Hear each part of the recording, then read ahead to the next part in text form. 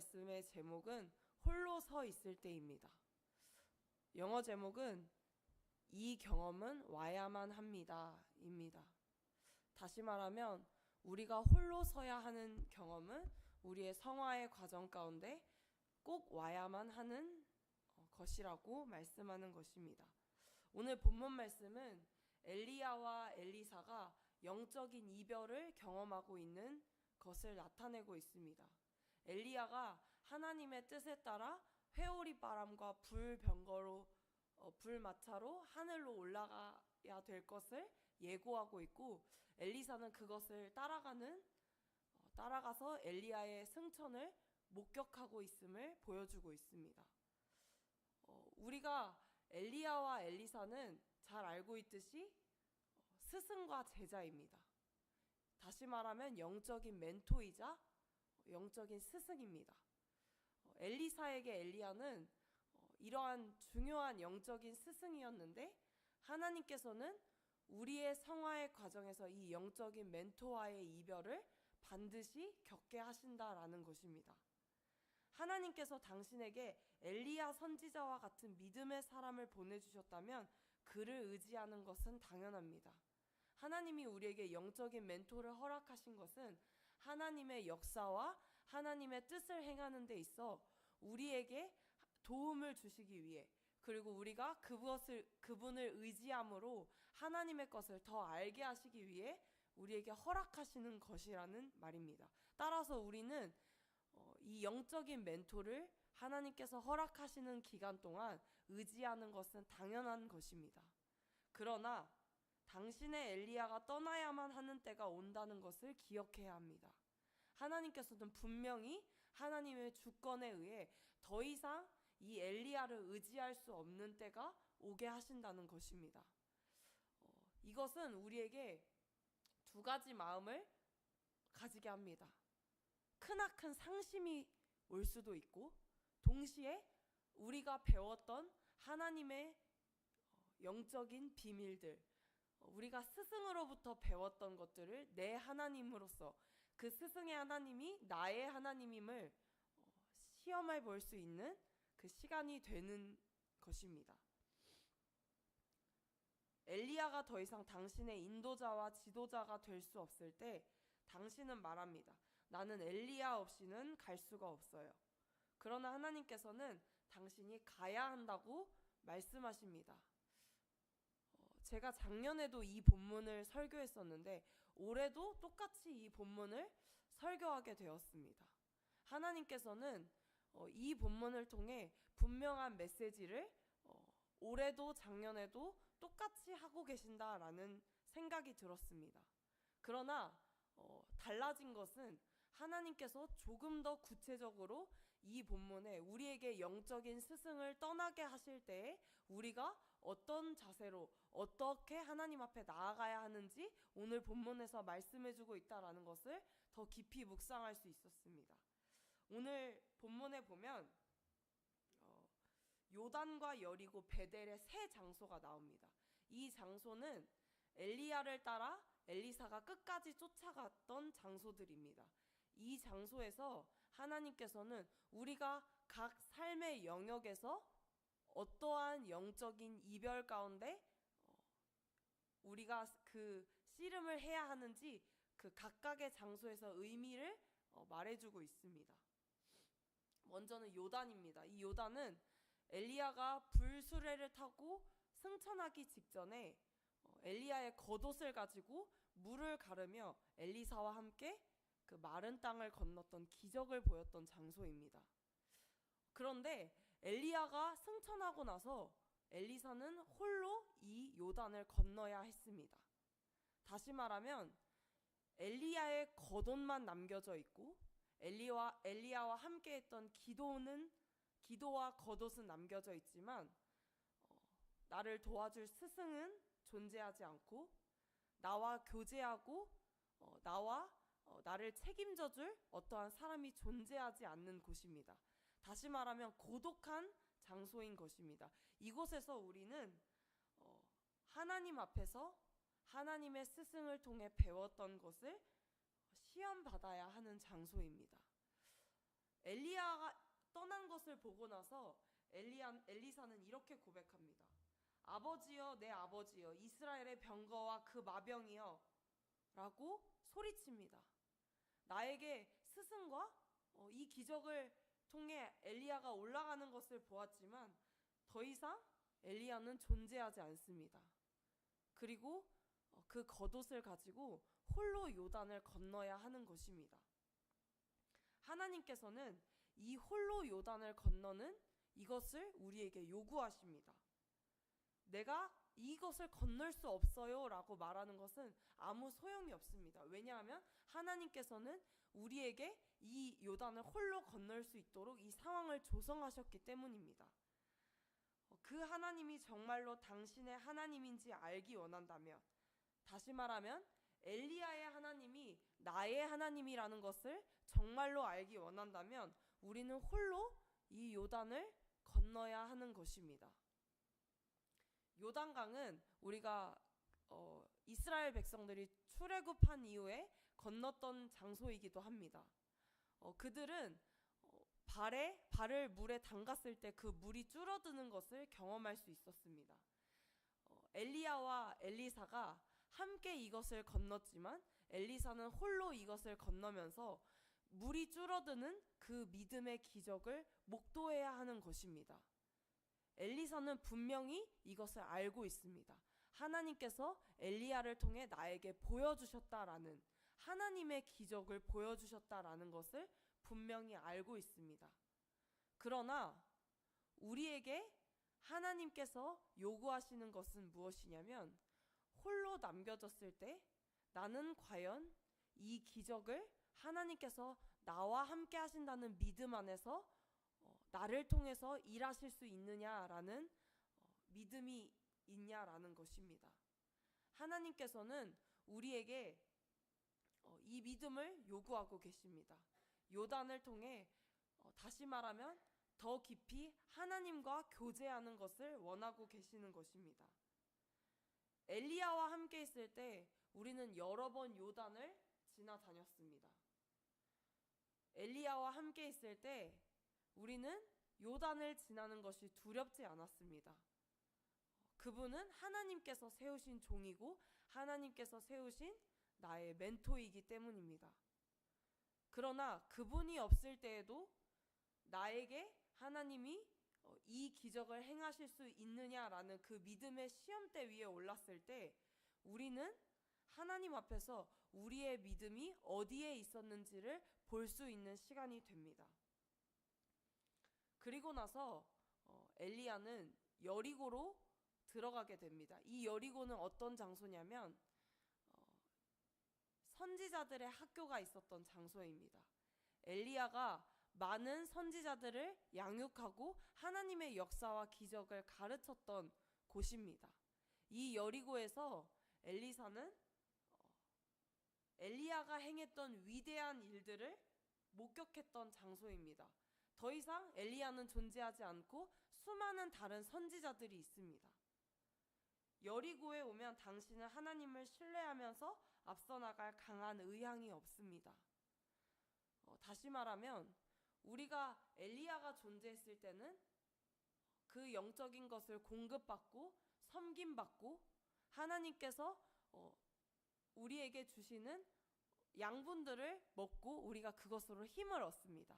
다시 말하면 제자의 위치에 있는 것입니다. 엘리야를 통해 하나님께서는 이 모든 것들을 공급하셨습니다. 그러나 더 이상 엘리야가 존재하지 않는 엘리사로서는 제자의 위치가 아닌 갑절의 은혜를 받은 인도자의 위치에 서 있는 것입니다. 여기서 우리가 주목해 봐야 할 것은 하나님을 신뢰하면서 앞서 나갈 강한 의향이 없는 우리의 마음과 싸워야 한다라는 것입니다. 내가 더 섬김받기 원하고 더 공급받기 원하고 나의 힘듦을 그저 나누고 그것에 대해 채워지는 것만을 기대하면서 삶을 살아가는 것이 아니라 하나님께서 나에게 주어진 몫을 발견하고 찾아내기를 적극적으로 구하며 하나님께서 다시 또 나를 통해 새로운 제자들을 양육하기를 원하신다라는 것입니다. 당신은 다른 사람이 당신 대신에 그 일을 책임지기를 원하게 됩니다. 그러나 만일 당신이 엘리야에게 배운 것에 충성한다면 하나님께서 당신과 함께 하신다는 증거를 얻게 될 것입니다. 인도자의 삶은 제자들보다 더 쉽지 않습니다. 왜냐하면 우리에게 온전히 하나님만을 의지하는 그 위치에 있기 때문입니다. 영적인 멘토들은 영적인 멘토로서의 역할을 감당하기에 하나님과 끊임없이 이 고독한 장소 가운데 있어야 하는 것입니다. 그리고 그 씨름 가운데서 내가 더 이상 섬김받기만을 원하지 않고 섬김받았던 것을 어떻게 하나님의 제자들에게 다시 공급할 수 있는가를 씨름해야 하는 더 깊은 헌신과 수고가 요구됩니다. 하나님께서 우리에게 이것을 요구하실 때 우리는 그냥 더 섬김받기만을 바라며 머물러 있는가, 아니면 더 깊은 하나님의 인도하심으로 인도되기 위해 여기서 발을 떼는가 라는 것을 고민해 볼 수 있습니다. 엘리야는 엘리사에게 갑절의 은혜를 구하는 엘리사에게 그것이 불병거를 타고 올라가는 나를 보게 된다면 그것을 너는 경험하게 될 거라고 말씀하셨습니다. 그러나 그것이 주어진다고 하더라도, 갑절의 은혜가 주어진다 하더라도 우리는 반드시 이 은혜를 시험할 장소에 놓여질 수밖에 없게 됩니다. 그리고 그 장소에서 우리는 선택하게 됩니다. 하나님의 주권을 인정하고 이 자리에 나를 올려두신 목적 앞에 설 것이냐, 아니면 이 가운데 그냥 이전에 멘토가 있었던 것을 그리워하며 상심에 빠질 것이냐, 이 선택을 할 수 있게 됩니다. 그 다음은 가장 치열한 영적 싸움의 장소인 베델입니다. 이 베델은 나를 대적하는 세력들을 만나는 곳입니다. 베델로 왔을 때 엘리사에게 성읍에서 나온 작은 아이들이 엘리사를 공격했습니다.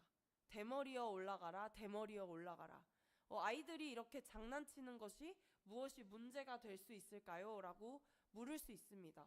그러나 이것은 성읍의 작은 아이들이라고 말하였듯이 성읍에 살고 있던 어른들이 엘리야가 올라가고 엘리사로 인도자가 교체된 후에 그 성읍의 주인들이 못마땅해 하던 것을 아이들이 그것을 보고 엘리사를 공격하는 것입니다.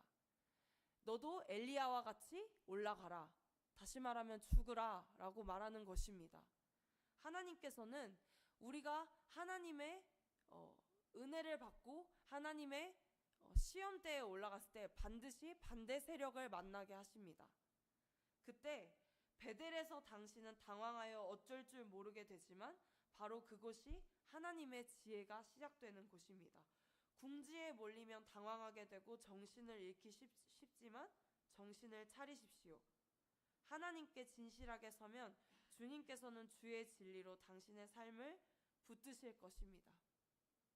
우리가 반대 세력을 만나게 될 때 우리는 궁지에 처하게 됩니다. 영적인 멘토가 존재할 때는 이 멘토를 힘입어 나에게 무언가를 더 가르쳐 주시겠지. 그리고 이 궁지 가운데서도 하나님께서 저 멘토를 통해 어떻게 이것을 이겨나가는지를 보게 하실 거라는 기대가 있습니다. 그러나 정말 나를 도와주는 사람이 없고 내가 홀로 서 있을 때는 궁지에 처하게 되고 당황하게 됩니다. 그러나 이곳이 바로 하나님의 지혜가 시작되는 곳이라는 것입니다. 내가 궁지에 몰리는 상태가 지속될지라도 하나님께서 이곳에서 나를 통해 하나님의 지혜의 역사를 보이신다라는 것을 신뢰한다면 우리는 이곳이 바로 우리가 하나님의 역사를 경험할 수 있는 새로운 장소로서의 의미를 가지게 되는 것입니다. 사실 이 말씀을 묵상하면서 요단과 여리고와 베델 이 세 장소는 쉽지 않은 장소라는 생각이 들었습니다. 결코 우리에게 녹록한 장소가 아닙니다.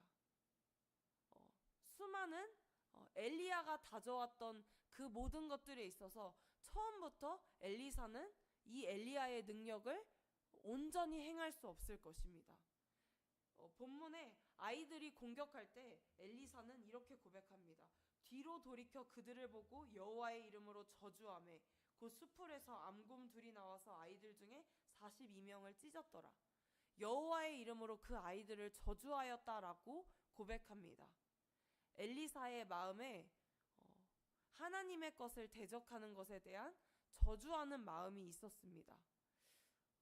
우리는 사람들로부터 이해받는 것이 아니라 이 영적인 것을 시험하는 장소 가운데 온전히 주님과 일치되는 그 훈련을 받게 됩니다. 그 훈련 가운데 섰을 때 하나님께서 우리에게 요구하시는 것은 다름 아닌 우리의 영적인 성숙인 것입니다. 녹록지 않은 장소라는 것에 그쳐서 이곳을 그냥 상심 가운데서 과거의 것을 그리워하기만 한다면 우리에게는 성장이 있을 수 없습니다. 그러나 요단도 여리고도 베델도 하나님께서는 하나님의 지혜를 보이시고 엘리야의 능력을 나를 통해 이루시며 또한 고독한 장소이지만 하나님이 그 누구보다 깊이 나와 함께 하신다는 것을 느낄 수 있는 장소가 되는 것입니다. 여러분에게 영적인 이별을 요구하실 때 여러분들은 어느 위치에 서기를 선택하실 것입니까? 하나님께서는 오늘 우리에게 이것을 물으십니다. 여전히 두렵고 여전히 나는 갈 바를 알지 못하지만 하나님께서 도우실 것이라는 신뢰 위에 낙심하고 넘어져도 다시 일어날 것이라는 그 신뢰 위에 서는 오늘 하루가 되시길 소망합니다. 하나님께서는 우리를 더욱더 믿음의 사람으로 인도하실 것입니다. 기도하겠습니다. 살아계신 하나님, 힘겹고 어려운 것만을 바라본다면 우리는 절망의 수렁에서 나올 수 없습니다. 그러나 주님이 행하신 일들을 기억하며 하나님을 기억하며 하나님이 하실 일들을 다시 기대하는 것은 우리에게 반드시 하나님이 우리를 향한 그 목적을 이룰 수밖에 없게 됩니다. 주님, 우리가 바라보는 것은 오직 그것뿐입니다. 하나님께서 엘리야에게 주셨던 은혜를, 그 갑절의 은혜를 엘리사에게 부으셨던 것처럼 우리에게도 그 은혜를 부어주시옵소서. 그 가운데 오늘을 살아내는 우리 모두가 되길 소망합니다. 예수님의 이름으로 기도드렸습니다.